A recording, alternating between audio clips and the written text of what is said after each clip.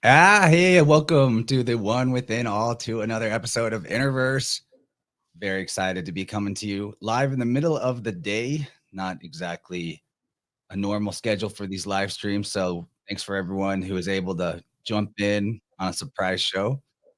It's going to be a really fun when we're bringing back Emily Ridout, one of our favorite astrologers, yoginis, and folklorists. What a wonderful combo for this particular podcast where we're always looking at the mythological correspondence to the anatomical, the anagogical way of interpreting the mystical. Anagogical is a cool vocab word I just learned. It means basically interpreting with a huge pie chart of possibilities instead of one dogmatic literal meaning. So Emily's good for that. We're going to get into 2021 review, 2022, I don't want to say forecast, but maybe preview.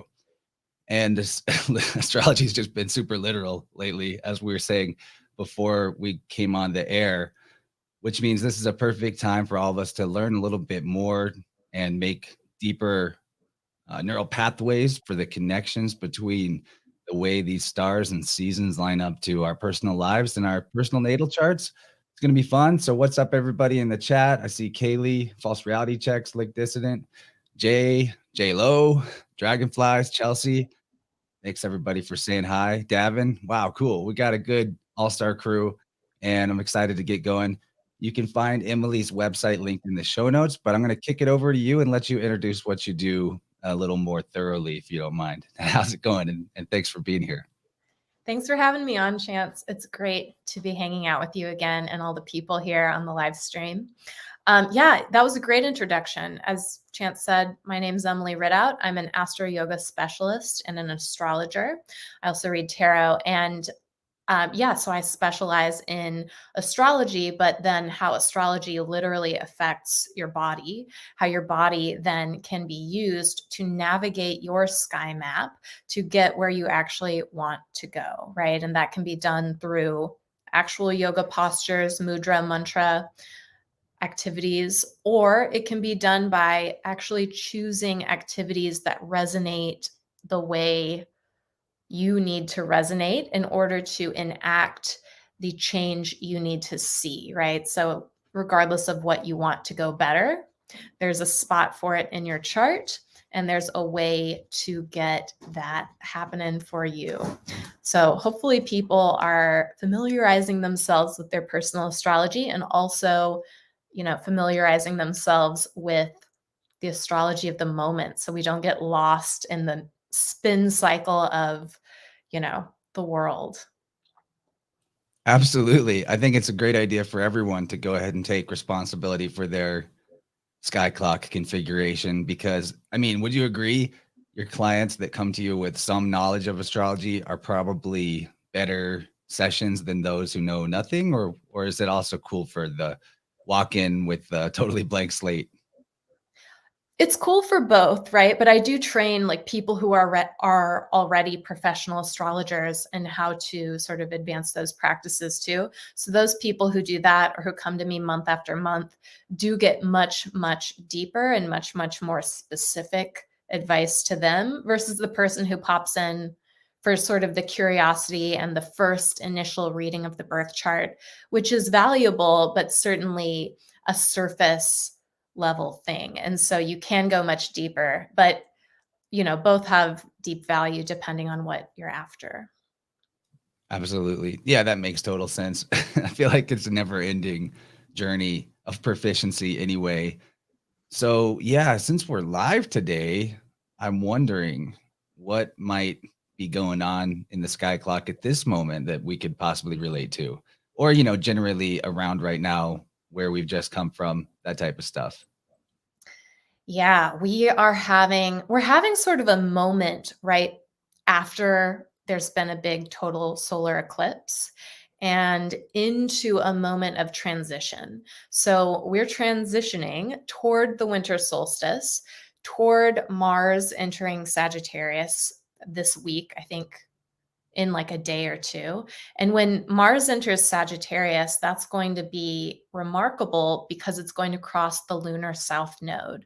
So we're seeing a moment where we're being activated to look at truth, right? And of course, the hallmark of the lunar nodes being Sagittarius and Gemini is mistaking a relative truth for the ultimate truth. We see a lot of people doing that in multiple ways and sort of saying their opinion is the, end all be all. But in this moment, especially, it's a moment when we can all realize what the truth is by realizing what we actually know, and not because we know it from an authority, but because we know it because it is our lived experience, or we've felt it in our bodies, or our intuition has shown us that. And so this is a moment when we can sort of throw out authority and take action based on the inner guidance system that we all have. It's like so reflected in the world right now as, yeah, there's just been massive truth revealings, especially around like Scorpio when the sun was in Scorpio this year. And now big consequences. We're seeing that much of what has gone on with the authoritarian cooties world for a lot of places is now, especially in the United States, like, oh, this isn't holding up legally. And it maybe never was intended to. And it seems like just a big bluff to get as many people to comply with mafia tactics, protection rackets as they could before the house of cards started to crumble. And it seems like that's what's happened. And like that gets us into some sketchy territory for YouTube, but I think we can talk around it intelligently. We're smarter than Al Gore's rhythms. Totally. And it's that definitely. And it's other things too. So in your whole life, basically right now is a moment when your body, your physical body, can tell you when you've been duped.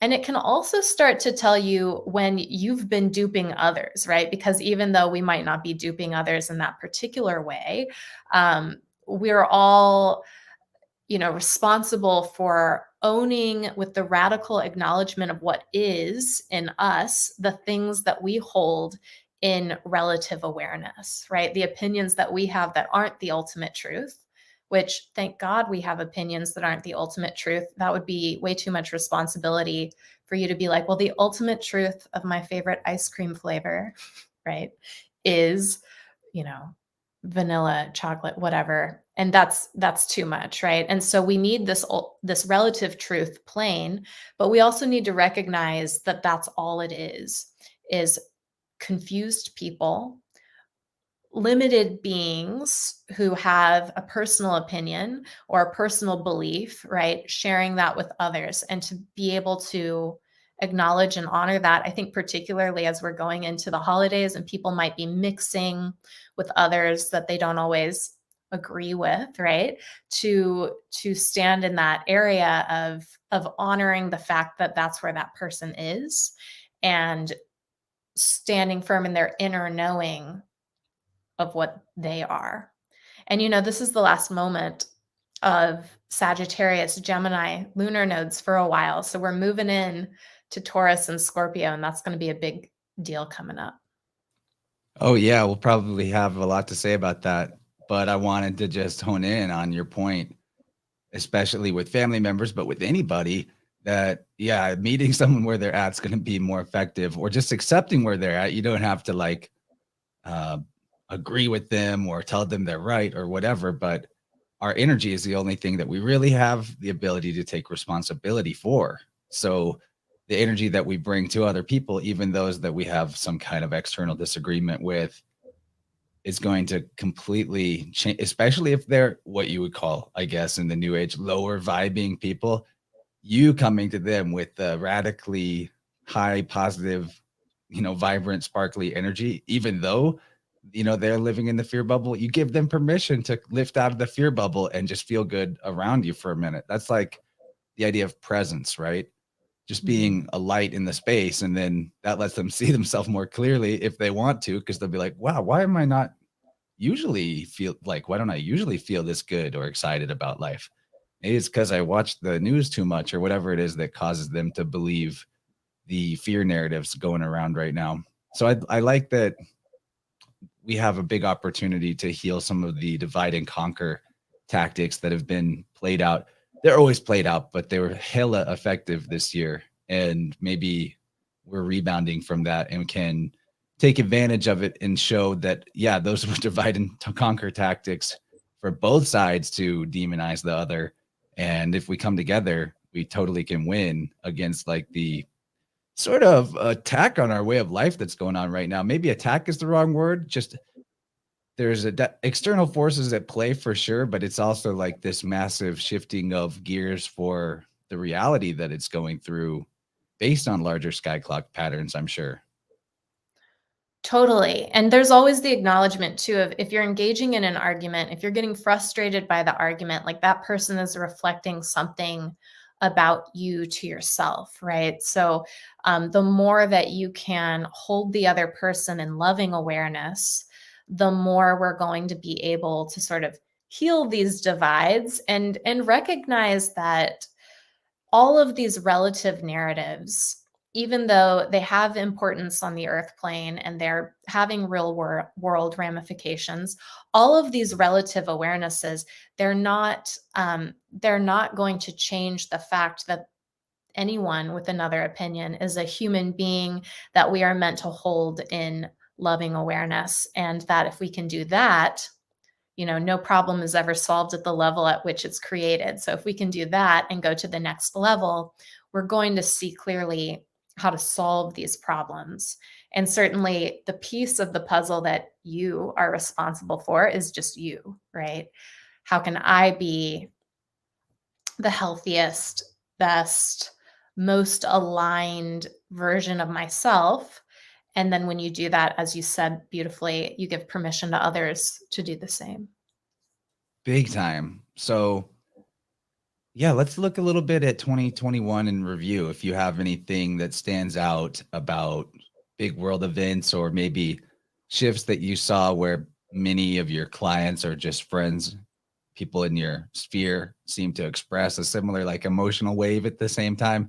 That's probably happening just every week for you, but I wondered if you had any like standout major synchronicity storm areas of the year that we could possibly reflect on.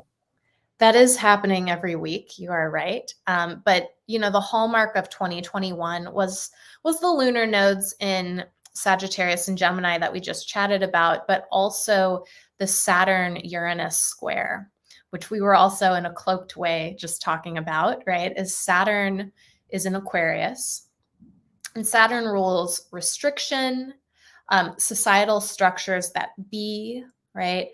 The rulers of society to a certain extent and the boundaries, right? And we, there are some boundaries, restrictions, and structures that we don't like, and others that we do willingly enter into. The example of a house you live in, you want that to be a structure, right? And You then can even boil it all the way down to the containers that the energy around you are in.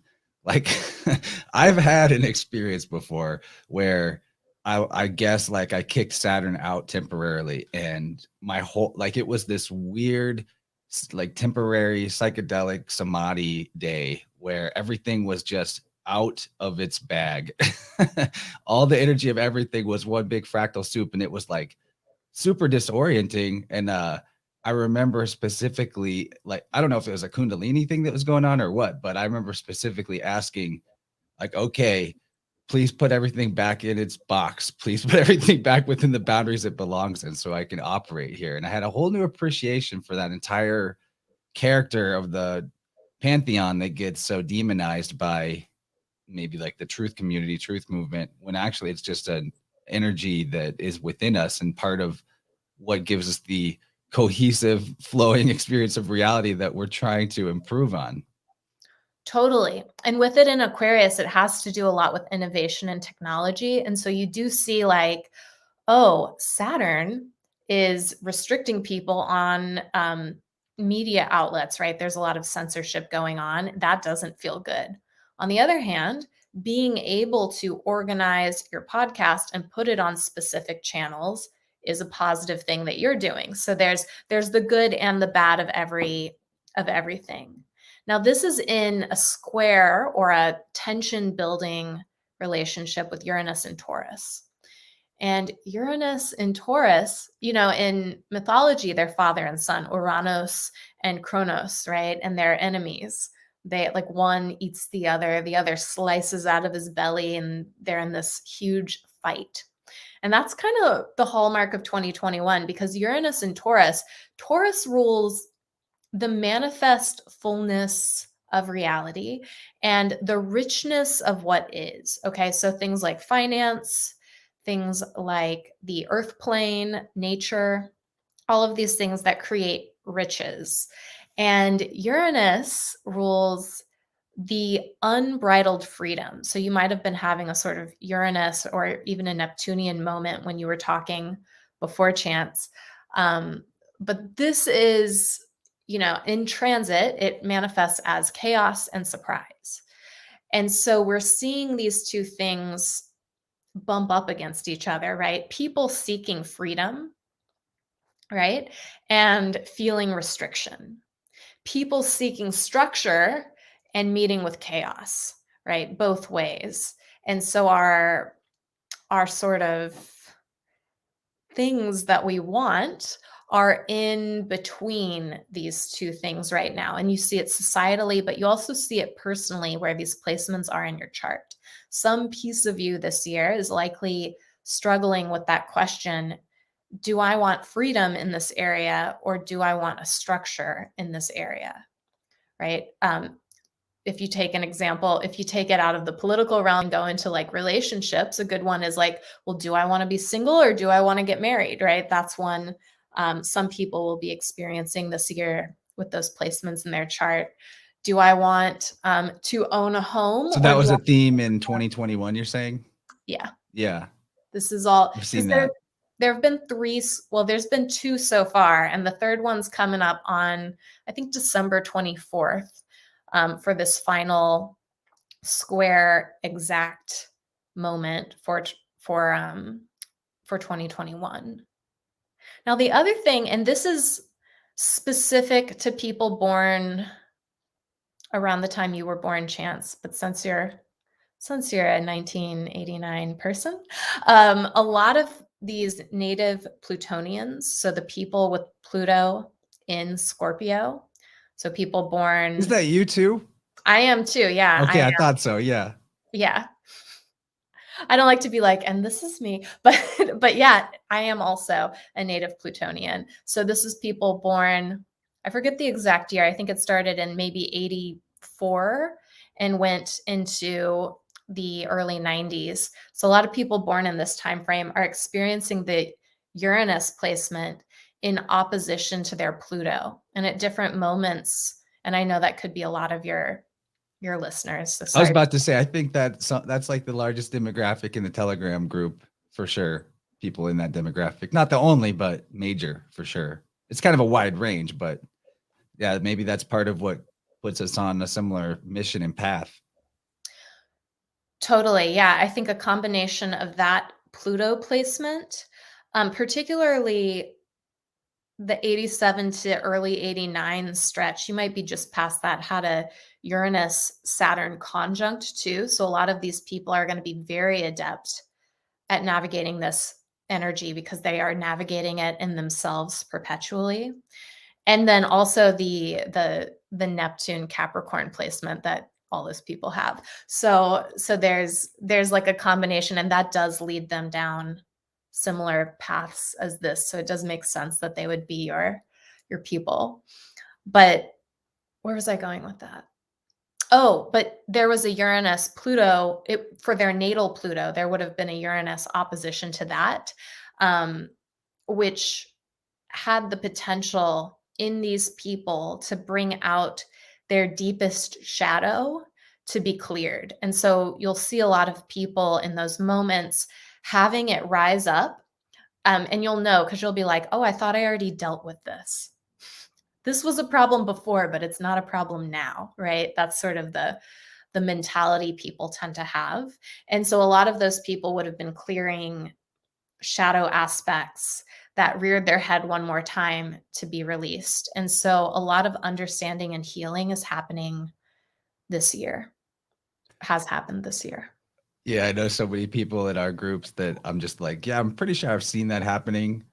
Kaylee says on the Rockfin comments, going through that literally right now. Yeah, I think so. It's great. Oppositions are opportunity for action, right? Powerful transformative action. They are, yeah. It's a time to reconcile that particular continuum in your chart, right? So right now, Aries is also being reconciled as like the Aries to Libra continuum as we go through a Chiron transit there, the wounded healer. Yeah, I was And going to ask about oh Chiron and yeah, Aries. So oh this is yeah, perfect. Chiron is an Aries. And yeah, this is so Chiron's the wounded healer. And in mythology, right, he's the centaur who brought healing modalities to people, right? And like good healing modalities, not like crazy drugs that will get you addicted or whatever, but like the herbs that they needed. And one day he was wounded very badly and he was in a lot of pain and he was an immortal being, and so he was sort of doomed to live in pain. And so he's known as the wounded healer. He's related to Sagittarius and a bit Virgo. And he winds up giving his immortality to Perseus and choosing to die.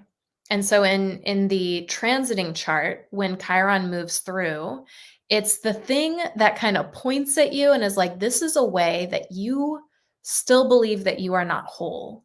This is a way that you still don't rely on the fire and autonomy of your own will as being something divinely given to you. I'm talking about Chiron and Aries now, right? This is a way that you still believe that your decisions, your choices for your life are dependent upon circumstance or other individuals that you have willingly offered your power to as a way of self sabotage. This is making sense. Yeah, and then sometimes the self-sabotage started out, I think, as self-preservation. And then as it was no longer like you've healed to a certain degree, and it's no longer necessary, it becomes a self-sabotage, but it's a comfortable pattern that you used to have a whole different relationship with in some cases. Like it could be a job that no longer is a fit, but when you got it, it was great for you and helped you grow, but now you're like way beyond. Or it could be a medicine, something you use medicinally, like a cannabis user that got a huge healing benefit from regular use for years and then found that, oh, it's now starting, my body is starting to suggest the disuse of this medicine. So all medicine in the wrong amount or at the wrong time is toxic, and vice versa. Even poisons are medicinal in the right time and the right amount. Absolutely. And when you're doing a transit like this, it requires compassion, right? Because all of the time when we take on habits that don't serve us, it's not because we're consciously like, I think I'd like to hurt myself by adopting this habit, right? It's because we think that that's going to be the thing that's going to keep us safe, that's going to keep us well, that's going to keep us, in some kind of a protective mechanism. And so as Chiron moves through Aries, we see the ways in which we've traded our true self for an illusion of safety. Okay. And so this starts to clear. And it doesn't even have to be like an herb or something. It could just be like, oh, I was not sharing myself fully because I was afraid if I let my freak flag fly that I would be rejected by my mom, dad, partner, It's whomever. time to get your frequency on. Your frequency on. I like that. FREQ. Get your freak on. Anyway, I feel that. Totally. So wherever the Aries is in someone's chart, they're going to be integrating even more. And there's always more healing to do, right? Because healing is how we think we're not whole. And so unless if you're in your cosmic consciousness sort of mind at all times while still being fully in your body, there's more, which thank God there's more, because if there wasn't, it would be Such a dull life. There is always more beyond. Well, okay, so while we're still talking 2021 areas, let's talk about maybe the eclipses are a good opportunity to show a dynamic like this. The recent one, perhaps, which is interesting. You brought up Perseus because I mean, this isn't the most recent eclipse, but the most recent visible here where I'm at, and probably for you, I think it was the whole United States, was the lunar eclipse that happened last full moon, I guess, right? Mm-hmm. Yeah. And So that that was a was in Perseus. It was in the constellation where he's slaying the Gorgon, and the full moon was right on the eyeball of the Medusa in a, I think, sidereal sense, maybe. I'm not sure. I always get confused. Like, what am I looking at? If this is literally where it's at, does that still apply? Like, I kind of blur the lines. But anyway, your thoughts on how that's going to go forward, or any other dynamics that initiated in 2021 that will be continuing in 22 or concluding in some way that we can maybe have actionable intelligence about? It's true. So you're talking Babylonian astrology, most likely in a sidereal sense. Just so you know. Yes. So the eclipses for the last 18 months have been in the Gemini Sagittarius axis, you know, bringing those themes up. So most people already know, what did you spend the last 18 months shifting in your life? That's going to have resonance in your chart on those eclipses. This one, the lunar eclipse that occurred in November at the last full moon, was the first one of the new cycle in the Taurus to Scorpio axis. Okay. So because the lunar nodes are about to shift. And then we just had the final one in the Sagittarius axis. Okay. So the Taurus Scorpio axis, right, is the theme is they're fixed signs. And the theme is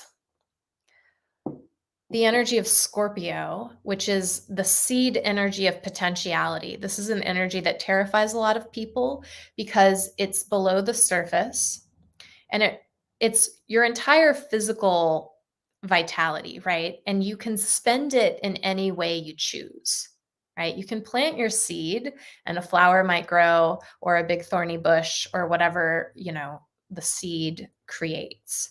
And so sometimes people become very fearful because seeds contain the power, and we have the power to manifest either good or evil or some combination. Taurus, on the other hand, is the energy of the already expressed energy. Okay, this is the energy of manifest reality when it is in its richest state. Okay, so the seed versus the flower.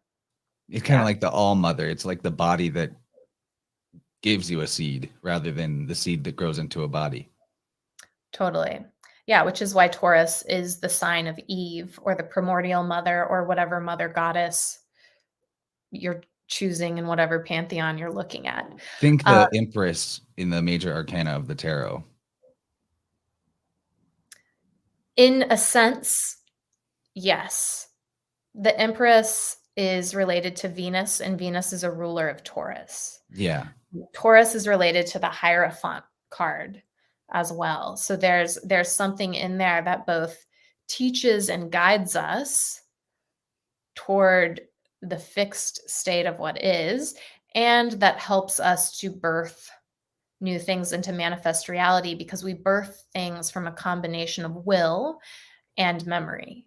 And I think of the reason, this is a tangent, but why the Hierophant is in the mix with the Taurus rulership or whatever is because maybe like proper religion or spiritual traditions, I say proper, but like a goal of that is to point people to the natural laws of the generative principle, like Venus and Phi and Fibonacci and the transcendental aspect of the way life, you know, is this fractal, self-similar across scales. I think that's why Hierophant gets in the mix with this Venus Taurus thing. Totally. And it represents the good teacher. So the teacher who actually teaches you truth, right? Which the natural world will always teach you truth if you see it clearly. And so there's that connection there. And you know, the tarot, the path of the tarot is a really beautiful path that will teach you everything in the universe if you let it, right? And so it's all there in pictorial form for anyone with eyes to see.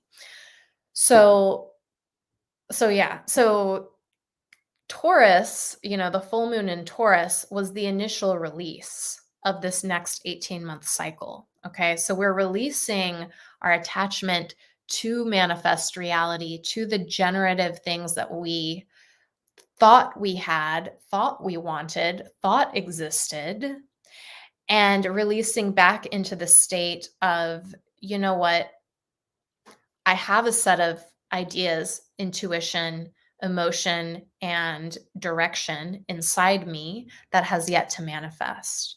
And so, right now, at the end of the Kali Yuga and the beginning of the Sat Yuga, we are releasing the manifest forms that were in our lives, that were in our societies, and we're beginning to step into our generative principle. But we're trying to do that with integrity.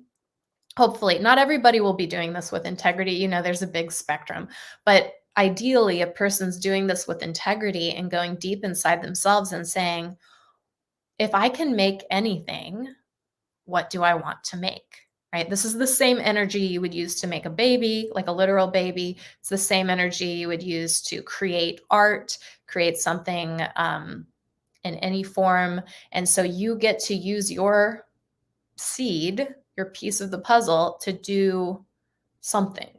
And that's what this next time period is about. It's also a time of releasing attachment to the things we thought were real that aren't. Which a lot of that is actually in the flavor of limitations. So it's a good thing. I'm of the mind that the type of abilities and psychic, as in soul level, so not necessarily psychic like Professor X, but soul level powers will be developed in the coming, age shift that are so far beyond what we started off life thinking was possible, that it's going to be like a big part of the mystery is us just trying to reverse engineer what the heck that we're able to do now that is just coming online on its own as we get into better alignment with the Tao or life force energy through our health, through our postures, through our impeccability of speech, behavior and thought patterns, all of these things. Those are the generative principle actionables. You get all that right, especially putting more into maybe visualization than ever before and just knowing that you have this power. It's amazing. And there's a fun sync over in the chat that's too good, so I have to point it out because I also want to continue talking about Venus. Our intrepid chatter Juliana joined the conversation, and Davin in the chat says, as we start talking about Venus and Taurus, Juliana, who is of wisdom and beauty, that's her channel on Telegram, shows up. And that was at 3:33 p.m. and the stream was at 33 minutes, 33 seconds. And I was like, oh my God, all the threes. But let's talk about what Venus is up to. That was my attempt to segue because, right, there's like some retrograde action. We can start launching into discussing what's coming up next for the remainder of this month and to take us into the patterns that we'll want to be aware of in the coming Gregorian year. I think the year starts around my birthday. I don't really go for this Gregorian thing, but I know that, as an organizational societal principle, there's still some value to talking about it this way. You're right, Chance. That's why I usually offer New Year's things through the equinox, because that's the true New Year. But yeah, my head went like 5 different places when you were just talking because go wherever you want. The Empress is the imaginative principle of knowledge, right? So being able to envision what we want is a key, and you lovely brought that up, right? And then you also brought up as we become a little more aware and awakened, and we definitely need to hit on that again, because that's one of the primary themes of 2022. So let's get into that in a minute, because there's going to be a lot of people waking up, not just to the intellectual power of like, I know that everything's one thing and, you know, all the hermetic principles, but actually stepping into mastery over some of those principles so that it is under their conscious control, right? So that's happening later in the year. But yes, let's talk about. That's exciting though. It is, yeah. It's a cool transit that comes with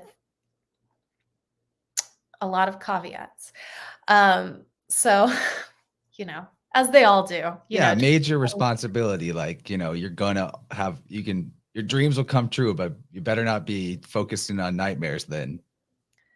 Yes, like they might come true. You know, not all people are going to have the same experience, but there will be a lot of people. There's a wave to jump on. Like there's a train coming and you can get on the train. It's kind of how I see it. Yeah, you can.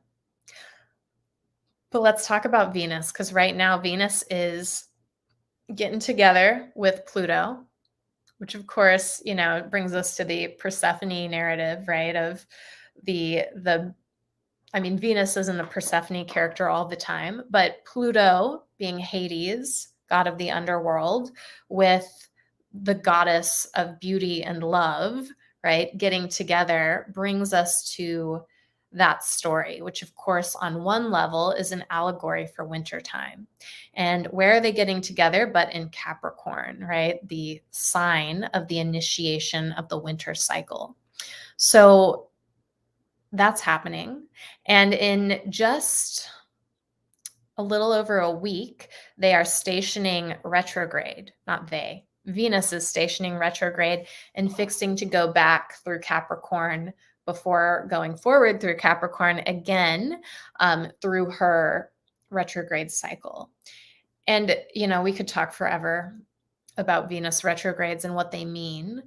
But essentially, this is a time which would be good to invest, right? Because Venus, our Capricorn, does rule a bunch with business and finance. And so a lot of the markets you already see since the shadow period beginning to go down a bit.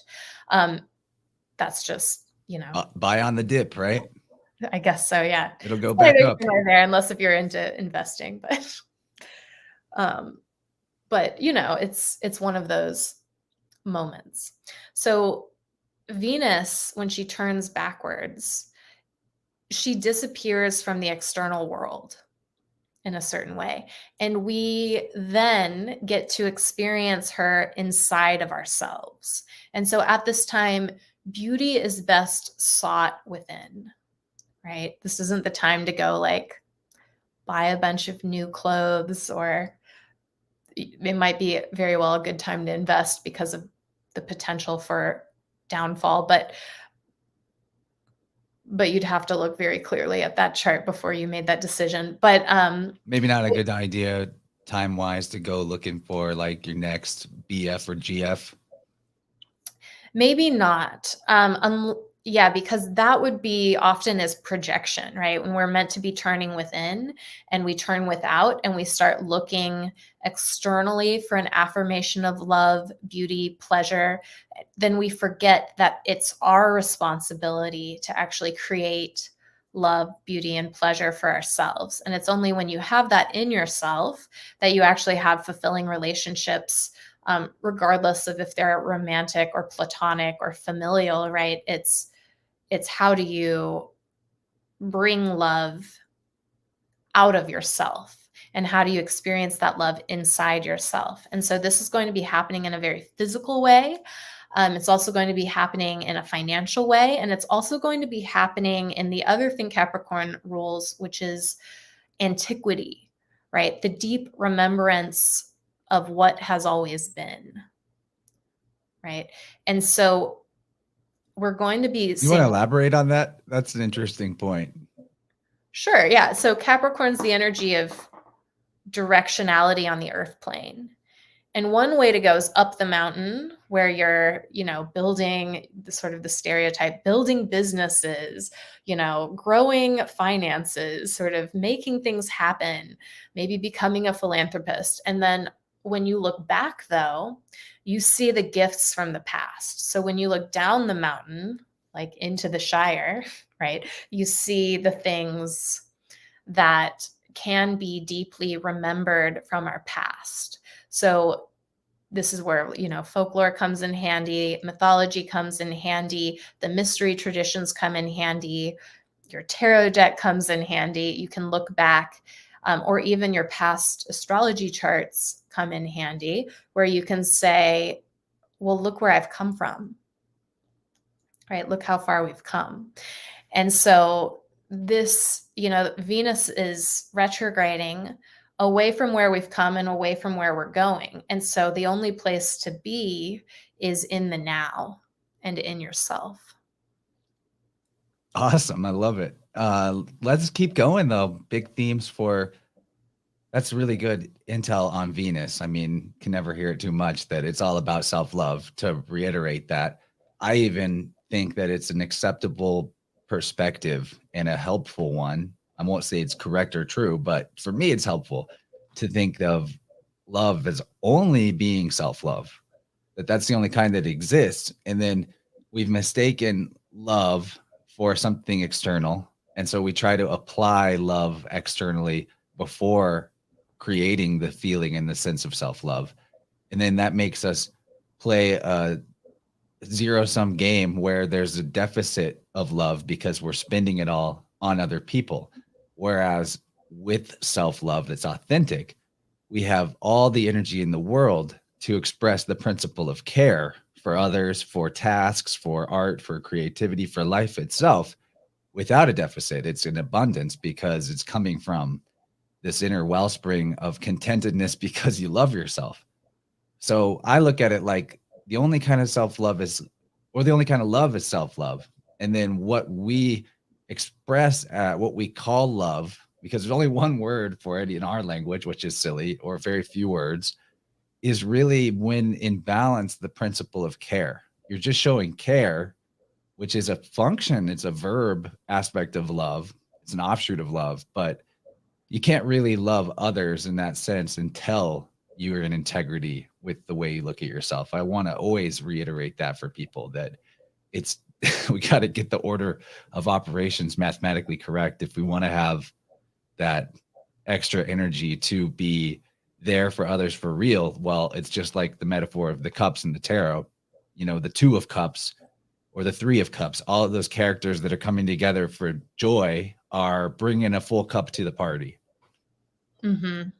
Definitely. And we see in that card, in the traditional decks, those are women, which in the tarot, at least, represents a specific aspect of your consciousness, right? Which is the subconscious principle that already has its cup filled, right? That piece of you that's actually already always in connection with every other point in the universe and can be directed at your will. And so when you think about things like that, it's like, yes, we each have a piece of the puzzle and it's connected to every other piece.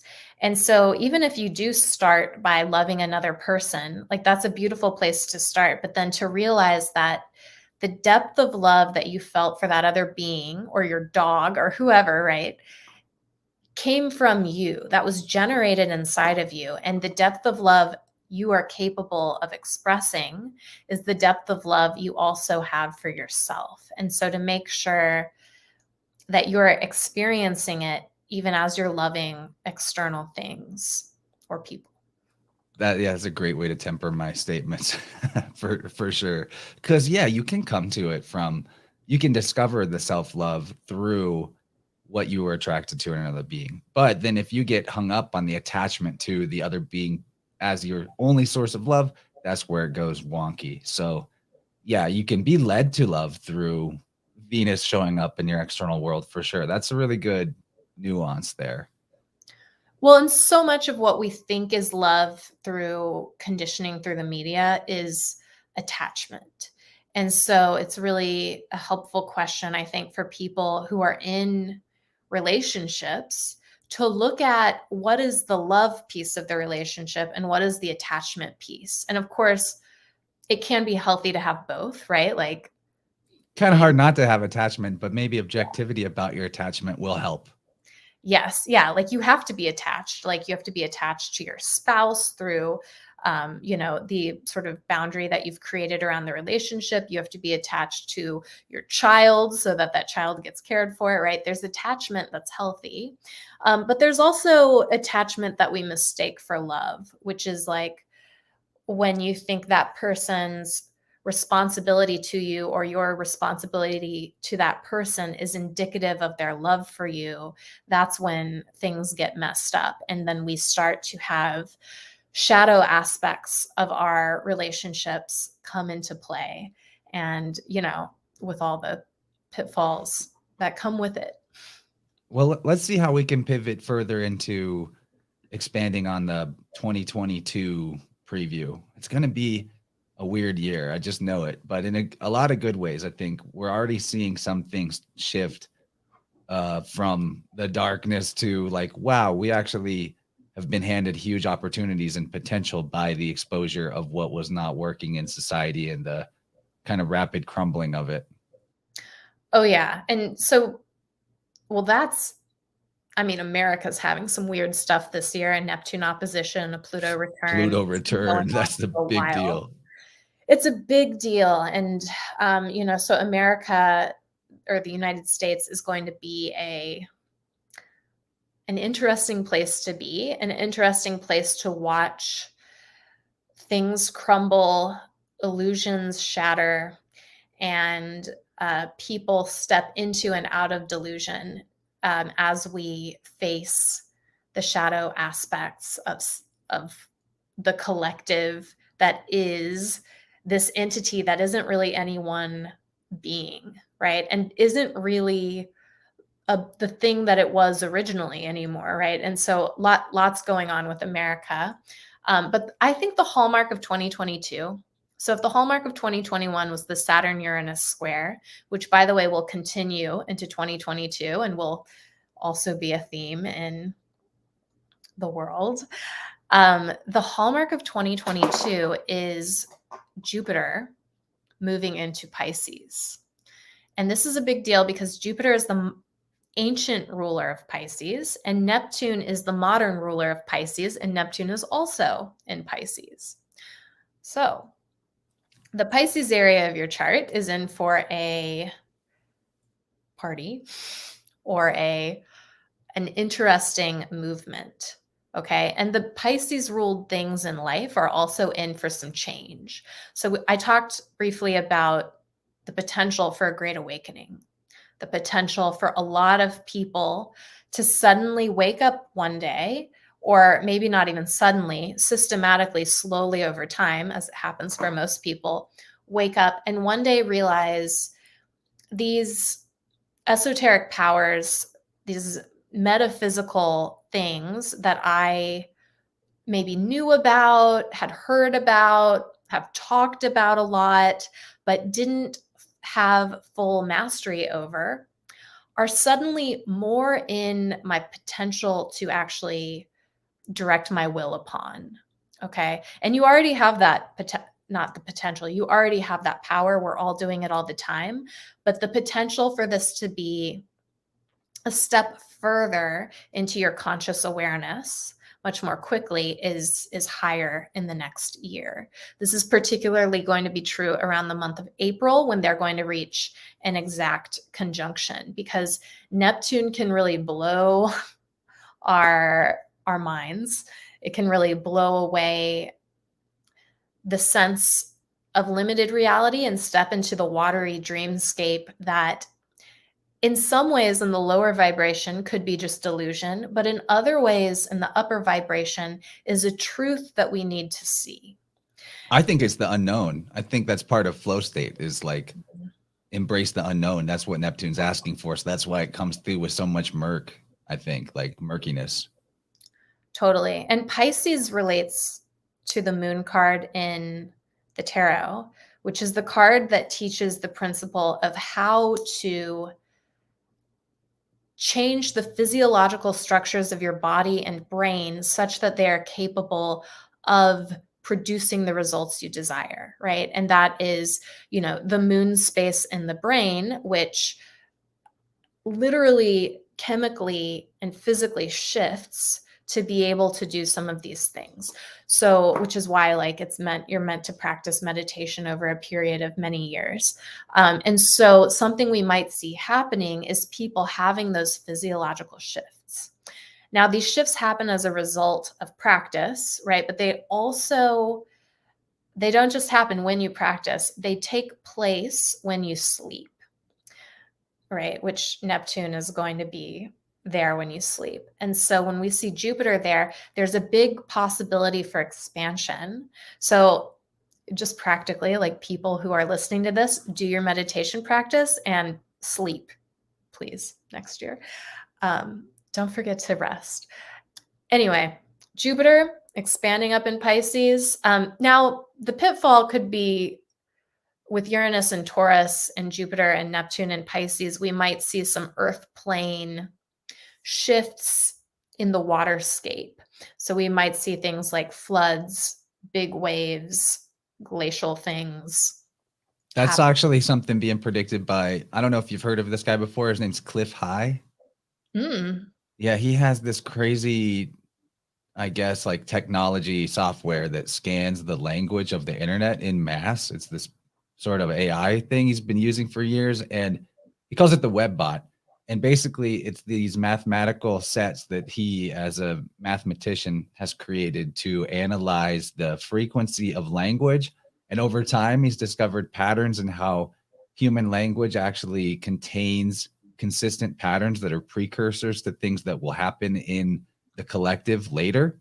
And he's like he's got some accuracy. He's been doing it for a while. The dude's like an amazing mad scientist, but his prediction actually is huge glacial movements and ice age onset in the next year.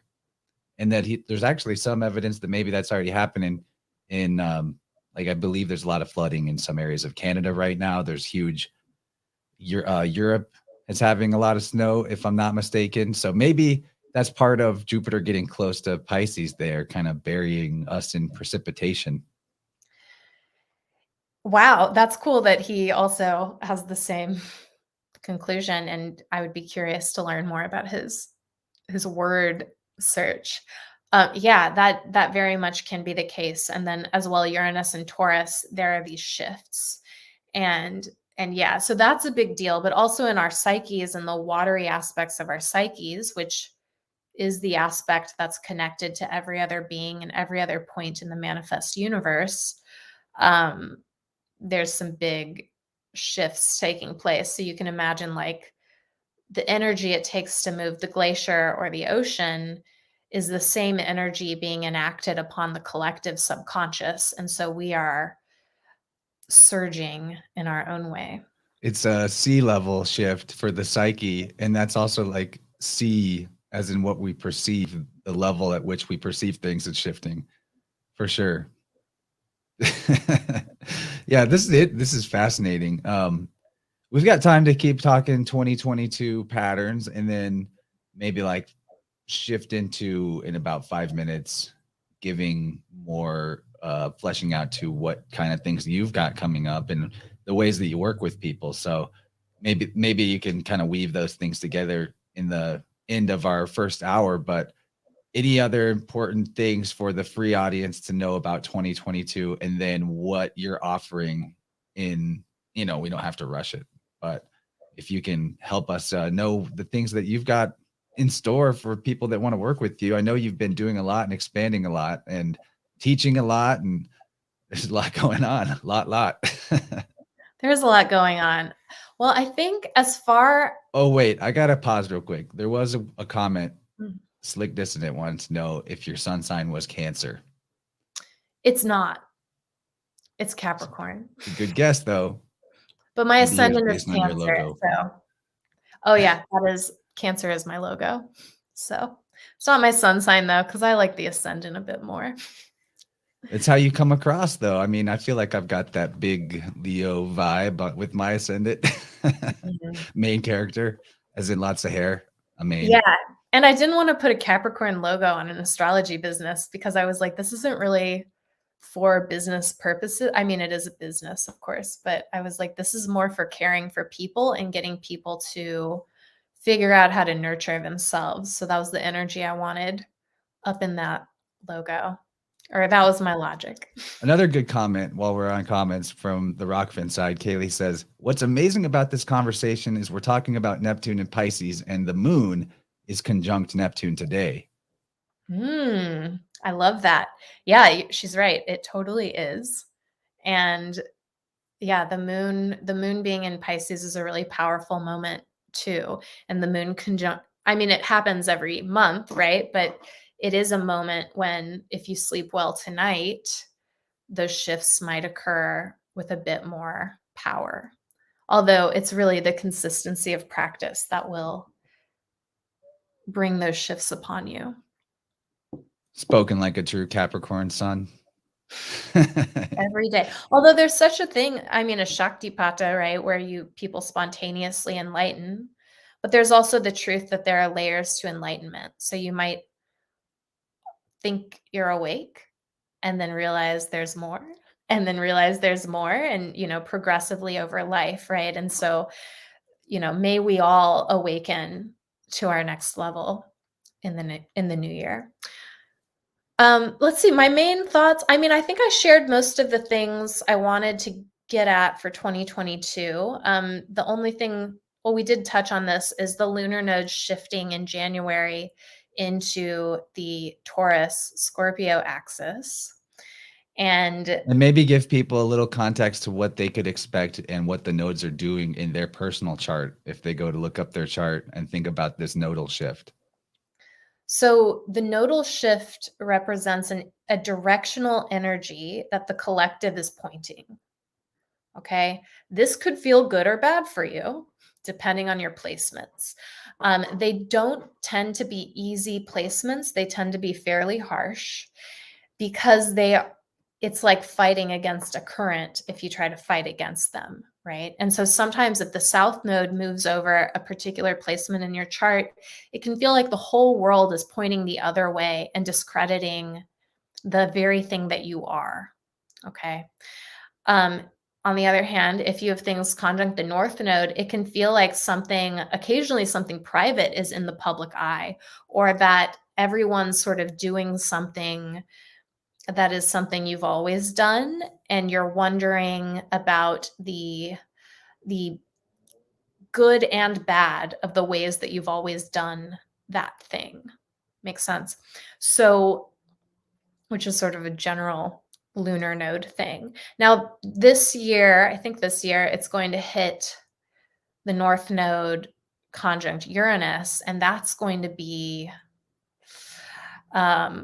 a powerful moment for the collective, right? And potentially around that time, we will see things coming to a head, both with the Saturn-Uranus square and with sort of collectively talking about what are we going to do about finance, climate, things that have happened, right? Forest fires, whatever. I think cowpoke ramifications is going to be the big one, honestly, because it's like more and more people are realizing what's going on with that, and it's a one-way ticket when you convert from having faith in the medical mafia to recognizing the racket. It's a one-way conversion, so like there has to be some kind of critical mass approaching with that, because those who know are not going to go back to the old way of treating health, and those who don't know, there will be less of them around. So there will be that is a collective shift. It's not that I want there to be less people around, but it's already kind of happening. Right. And Taurus does rule the natural body. Okay. So we are seeing chaos in the natural body, both with people who have gotten ramifications from illness or other things they might have done, right? But also people getting sort of the chaos of wanting to maintain their natural body in a particular way or not maintain it in a particular way, right? There's a lot of conversation and chaos around the natural body and who owns it and who's in charge of it and all those things, right? Whereas like medicine is ruled by Virgo. And so we're seeing the conversation be about the natural body and the chaos there. So I totally, yes, that can happen too. And it is happening. And as the North Node transits there, the world's going to look at it a bit more closely. Kaylee in the Rockfin chat says Rahu is explosions and Uranus is explosions. Totally. Yep. The That's head of funny. the dragon. Yeah.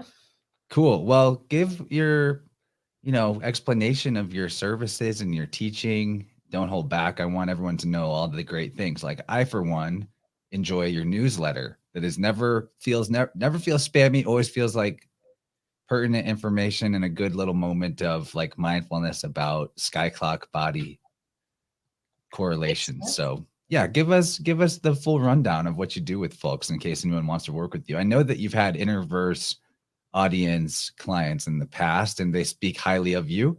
So people that might want a 2022 natal return or just a first shot natal reading, all that stuff and more, right?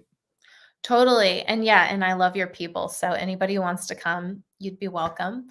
Yeah, I do readings for people. So astrology readings, Astro-Yoga sessions, tarot readings. I have an upcoming course coming up that I'm super stoked about called Astrology Academy. And that is a course designed to help you learn and read your natal chart in a way that's actually helpful. So you're asking the right questions of yourself, you're growing the right understanding, and you're actually able to translate what's going on in astrology to specific actions, ideas, and concepts that you need to be considering. So that's coming up. That's starting in January. I teach an Astro-Yoga teacher training that's on demand right now. And I have memberships. So the membership, there's an upper tier one that does give you a reading every month. And then it includes everything in the other tier, which is called the Luminary. And that has group sessions 1 or 2 times a month, a astrology booklet that comes out every single month that's about 50 pages long that has information for every sign, and access to an Astro-Yoga library if you want to do some yoga practice with me. Now, and for free, come join my mailing list and you'll get your free weekly Astro-Yoga forecast.